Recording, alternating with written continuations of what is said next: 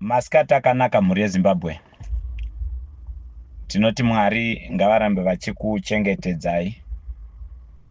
Takatadza kuti tisangane nezuro manheru tichipanana ma-updates semazuva ese nekuda kwekuti tange tiri occupied nezvimwe zvinhu. Taimbotsanangura nekutaura pamusoro pematambudziko ari kuwira vana veZimbabwe. Tange takahostwa nemedia kuti tionesane kuti nyika yeZimbabwe tinoivaka sei. Dambudziko ratinaro muZimbabwe, vana veZimbabwe, nderekuti ruzivo rwedu pane zvematongerwo enyika rwushoma, uye zvakare takaita dambudziko rekuti takakudzwa pasi pepropaganda nevatungamiriri vanotenda kuti kutaura zvakanaka zvoregedza kuteverwa nezviito ndizvo zvinochengetedza simba. Saka hondo yeZimbabwe kubva 1980 kusvika pana 1990 yakanga iri yekutonga nekupusisa vanhu. Ndo zvanga zvichiitika vachishandisa state media yavakavharira musuwo kuti paregedze kuva nemamwe mamedia houses. Saka vaikontrola narrative isingateverwe nezviito. Izvozvo ndo zvaita dambudziko. Saka izvezvi paita nyaya yekuti they can't control the state media chete. Mashoko akubuda nenzira dzakasiyana siyana. Chokwadi chakuvafumura kuti varume ava havana zvavari kuita. Ndo saka makaona kuti Zimbabwe from 1980 yakamaintaina kuva ne1 radio station inonzi ZBC ne1 TV station inonzi ZTV. Yonzi it's a state media inokontrolwa navo. Vanoapoinda munhu anoitungamirira, uye zvakare vanotoisa mapost anokontrolwa politically kuma media houses iwayo. Saka toda kutenda Mwari vanoita misi nenguva.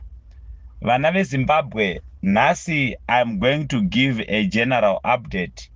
Chekutanga ndoda kukuzivisai kuti Comrade Nyoka Yemabhunu vari kuenda kucourt musi wa10 September iro vhiki ratiri kubata iri. Kucourt ikoko we are expecting kuti pave a kickstart of the trial yema cases ese, asi tiri kuona kuti muramba mhuru uri kuitwa nekuda kwokuti pachokwadi kesi idzodzo dzese doesn't hold water.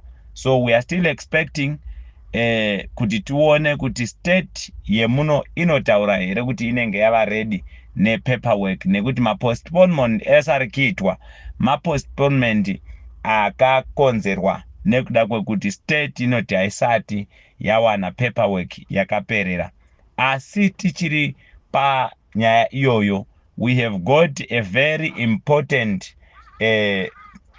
step which must be taken towards kugadzisa nyaya yepaperwork yavo in terms of legalizing him in South Africa, which actually the lawyer was saying they need 50,000, but takaonesana vakataura kuti pakamboita something like 15,000 they can actually do something kuita kuti vasecure madebts aComrade Nyoka Yemabhunu. So numbers lawyer ne-bank account rinoshandiswa nemalawyer, we flighted it here on the channel. Sekutara kwatakaita kuti isu hatidi kuva mediators in terms of the transactions dzinenge dzichiitika. Comrade Nyoka Yemabhunu must be well informed kana pane mari inenge ichishota vanofanira vachiziva through maconsultations avanenge vachiita nemaloya vari kuda kubatsira Comrade Nyoka Yemabhunu. You deal directly nemalawyers. Chamungakwanisa kutiitira ndechekuti pamunodeposita mari kumaloya, just let us know so that we know isusu kuti mari dziri kumaloya kana vaakutipawo ma-updates tinenge tiri ahead also nekuziva kuti mari dzakadonetwa imari dzakati. Toda kutenda vese vari kutibatsira nyangwe nema-updates muri kunzwa muchiteerera, uye zvakare nema-adverts ari kuiswa amuri kusapota mabusinesses iwayo. Tikaona vachiramba vachiuya vachiadvertisa, it means you the people of Zimbabwe, you are doing amazing. Totenda. That is one of the angle iri kubatsira zvakanyanya, especially kunyaya yemhuri. Mwari vakuitirei zvakanaka.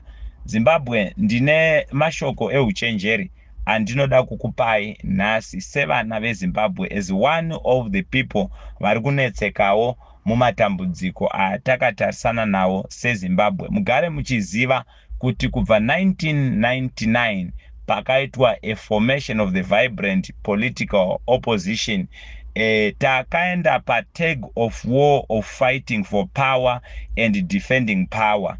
Dambudziko riri kuitika on the type of that political approach ndere kuti harina development kunyika, rinodivheta vana veZimbabwe kuti mubude mupfungwa dzekuona kuti are we getting what was promised by the people in power. Mobva maenda into two different groups, vamwe vanoti ndiri wanhingi, vamwe vachiti ndiri wanhingi. Umwe nhingi ari mupower doing nothing, but the people are being focused into defending that power. Ndosaka mchiona kuti 2023 election yakarigwa, asi up until now we don't have the service delivery which is being done. Zvishoma zviri kuitwa muZimbabwe is being done on the inflated invoices, iri nzira yekuba mari. Makaona Trabablas interchange iri kunzi yakaseenzesa 114 million US dollar to construct it, and manzwa kuti the border post is no longer in the control of our government, nekuda kwekuti government yedu yakatopiwa mari nema institutions abroad kuti vagone kuconstruct that border post. But what I want to tell you, through the revenue collection dziri kuitika paborder, that border is generating billions and billions, but we are not in control of that billions. Vatungamiriri vedu vanongori nemashares ipapo. The greater share is going to the institutions dzinosanganisira dzimwe dziri muSouth Africa, dzimwe dziri kuEurope, dzakauya kuzovaka that a border post. In exactly what is happening the new parliament, there is nothing which we actually put there. It was just a gift which was given to blind us kuti maChina vaenderemberi vachiti exploiter zvavari kuita. So I'm highlighting this to bring the people of Zimbabwe in a position to understand the scam which is going on in the political drive. Imimi vana veZimbabwe ndimi muchasarudza, because muri kushandisirwa a very same strategy of hero worshipping and hero praising.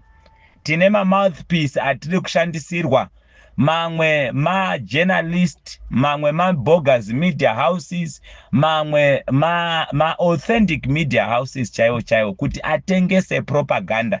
Ndakaona izvezvizvi Nelson Chamisa akanza kuda kudzoka mu political game, vakatanga kumhanya vajaira kudya nepolitics, vakutomobilize vachitenderera vachiita chichi kusvikira azoenda pamedia house achitaura kuti I'm not going to form a political party.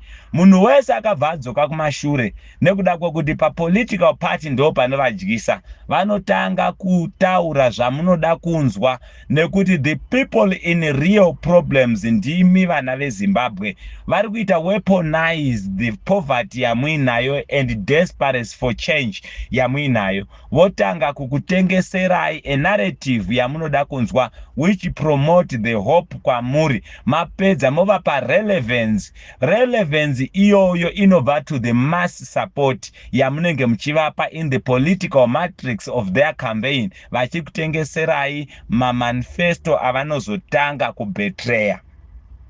That relevance of your mass support ndio inotengeswa nemari. Yatengeswa nemari, you will remain in your poverty. Then the sitting government, because they have bought their victory, they are going to first recover the money they have spent in their bid to defend power using their pockets. Saka, we need to actually prepare each other as the people of Zimbabwe. Se kwenda kwa trikita mu kufamba kwenguwa. Kuti we need to focus now on the ball. Muri kuona kuti tine dambudziko ratiri kunyatsoona. Chekutanga, vanhu vari kugadzira tuma groups twavo. Ma politicians akati vanenge vachifamba ne media house yavo yakati, vachifamba zvakare nema journalist avo akati, vachipraisana pachavo. Vari kuitawo zve opposition vachifamba vakadai. We have got people to be very careful of. The likes of Hope Chingono. Maona izvezvi is now a tool yakushandiswa to actually groom a new political scam. Yaari kutaura kuti Ostalosi is the quality, akutengesa a narrative. Nekuda kuti Nelson Chamisa is betraying them. They are trying to create another king of a political scam kuti vauye. Nyaya yeZimbabwe inoda kuti muve focused, maZimbabweans. We have got 3 fundamental things which are missing in our political drive. The first part of it is unity. The second part of it is accountability. The third part of it is progress. These 3 things are working together. Why am I saying so? When we are united as the people of Zimbabwe, we are going to have a common goal. We hold to the promise which was given by the people whom we gave our support in the political chance. Tapedza kudaro, we need to push accountability by making sure that all the words which were sold to us on the manifesto are being delivered. And therefore, if not, we need to activate the constitutional confined constitutional confined action, which now is going to push the accountability over the betrayal or delivery. It is being distorted, and we are being despised as the people of Zimbabwe. The other thing is the progress, which is the third part. Progress is what we use to measure the service delivery and the success of the leadership in power. This must be done by the civilians and the masses of our people. There is no country which is going to prosper kana tisingagone kupusha accountability to our leaders. As of now, accountability is compromised, both sides on the ruling party and the opposition.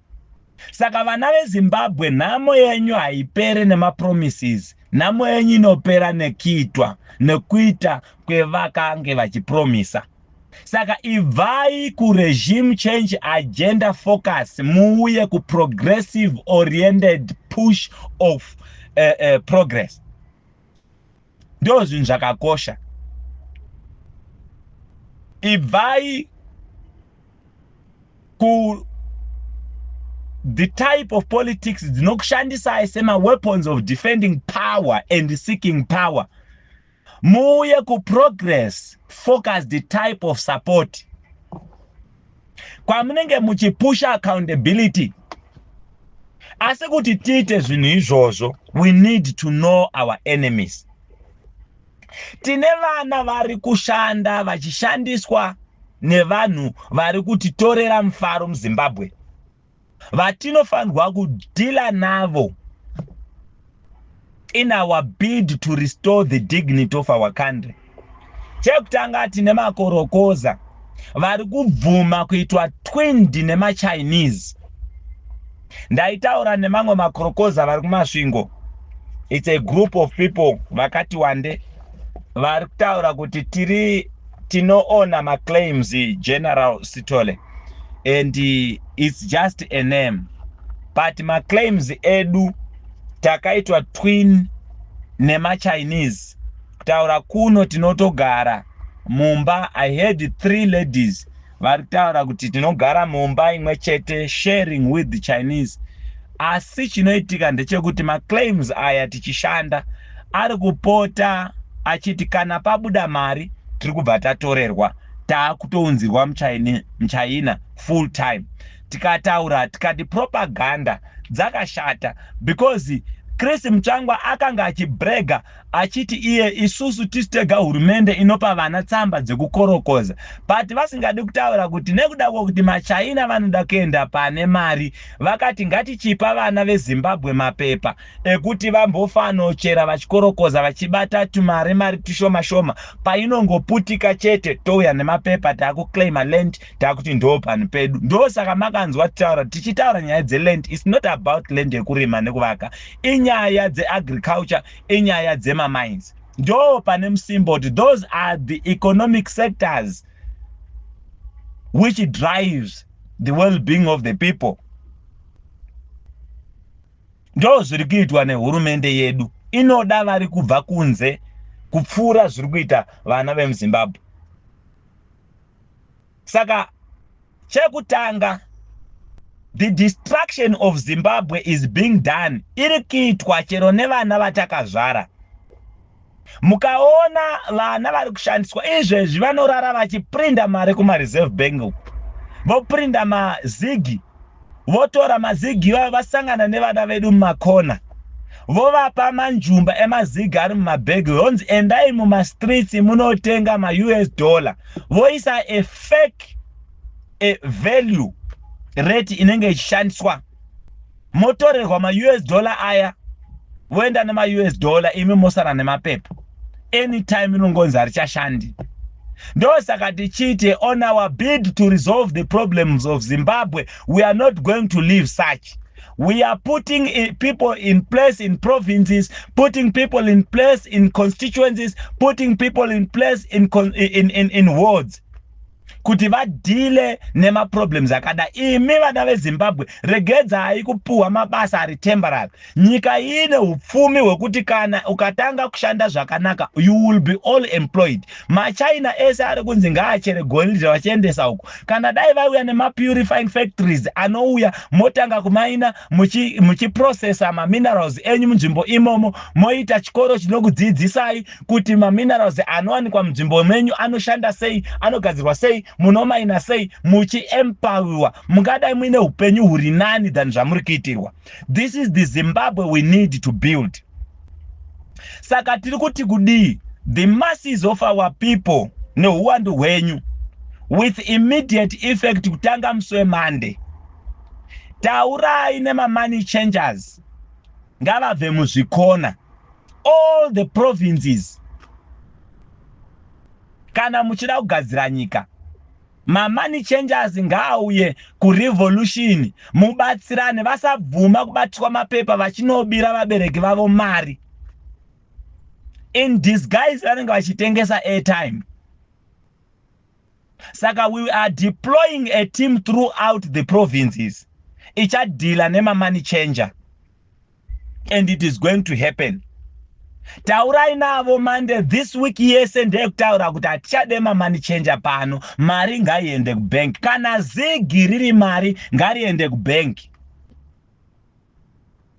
Hashtag preset reset button.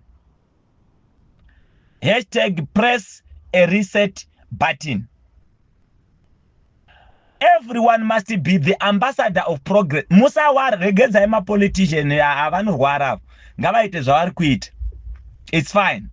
because pane genuine politicians, pane political scammers vari kushanda journalists vanozviti ndo vari prominent. Vana Zimbabwe, budai mu stance of hero worshipping. Ndo iri kukukuwadzisai kudai muine urombo huri kudaiswa. Saka for now on Monday, no money changer in all the corners. We are join a revolution. Tiri kuenda, we are going to create ma groups achatanga kufambira ma companies ema Chinese. Vachitaura nevashandi vemo. Because we want to create a total shutdown situation in all the mines. Nema companies are good dealer nema Chinese. And it is going to happen. Makaona mwanaka afa uko kumanize. Iri kutaurwa na Chris Mtsvangwa kuti we are building the biggest plant of steel company.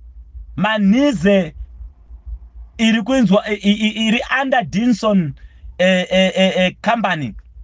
It's a company, a sub company, a Chinese company. Iri kuuya kuzo operator. Yes, we don't fight foreign direct investments, but ukama wevana veZimbabwe nema Chinese watangira pakashata. Ngatimbotanga tagadzira the spirit of working together. Tisatagenda ku service delivery. Because apa hapana kutomira zvakanaka. Tinotori nevana vakatofa izvezvi. Because all the state institutions inofanirwa kushanda nelabor inofanirwa kuisa enforcement panyaya ye Basic Employment Act is not even functioning because kwakakandwa zvigananda. Saka hakuna chakanaka chatichabata sevana veZimbabwe. Saka ndo mamirira zvakaita. Our main target in resolving the problems of Zimbabwe, the first part of it kudzinga money changers ese ari kushandira zvigananda. Zvigananda zvinorara zvichiprinda mapepa zvopa vana vedu vomira mumakona votenga ma US dollar ari mumabereki vedu ese vachivapa mapepa, then mari idzodzo ndo dzinozonopinda mudzimba kuona vana chivhaya vachibudisa mari dzakawanda kudai. Inyaya dzekuti mari dzinenge dzabva muma streets dzichipinda mudzimba dzevanhu, vabereki vedu vasara vakabata mapepa. Ndo chimwe chiri kunetsa muZimbabwe. Saka ngatibatirane padambudziko iroro, we need to finish it. So from Monday, no money changer in town. The foot soldier is all the people vari kunetseka. Vana vari kuita money changing, we are enjoying a revolution. Because patiri kuenda pamberi apa tiri kunovhara maChinese ese. Tichizonovhara a massive demonstration on the Chinese embassy. Tione kuti hurumende yedu iri kurutivi rwevanhu here kana iri kurutivi rwemaChinese nemaIndians. We have got proof kuti nyika haisi kufamba zvakanaka. It is our constitutional right.